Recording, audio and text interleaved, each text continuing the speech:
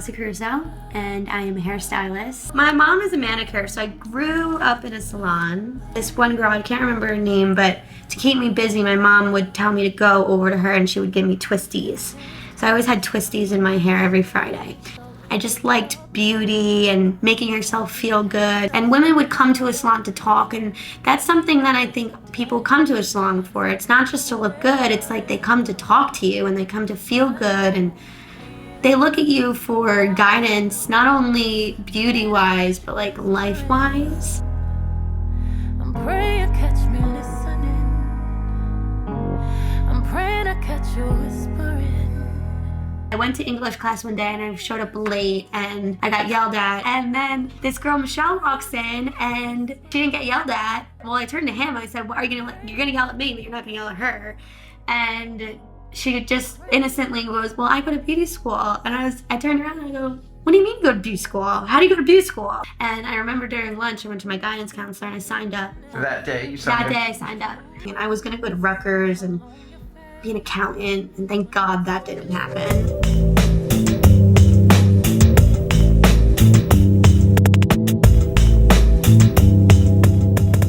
I do everything from cutting to styling, but I would say that I specialize in balayage.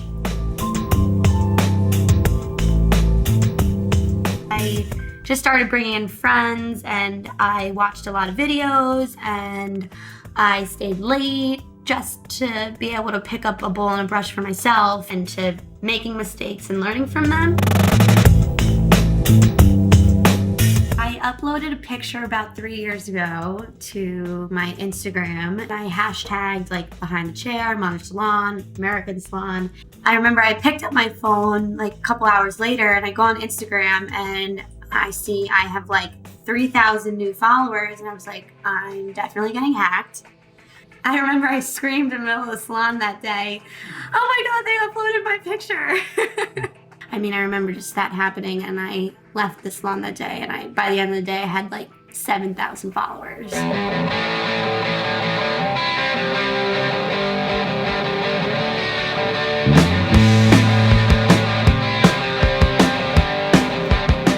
You know, doing hair color has made me a confident person.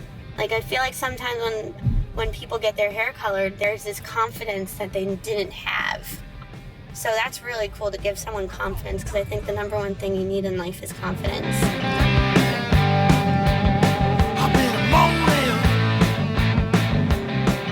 Inspiration to me is seeing the little girl running on the beach with the most beautiful hair color and trying to give that to a woman who's 40, you know? It's like, that's inspiration right there. Or nature's beautiful, looking at the sky sometimes and seeing like colors that you don't see day to day on people. Like, there's inspiration everywhere. Shoulder sideways, smack it in the air. Legs move it side to side. My approach to balayage and my approach to a client the minute they sit down in my chair is to envision them as the person who they're going to be when they leave the salon. Like, I see them before, but I also see their after in my head. And I haven't even touched them yet with color.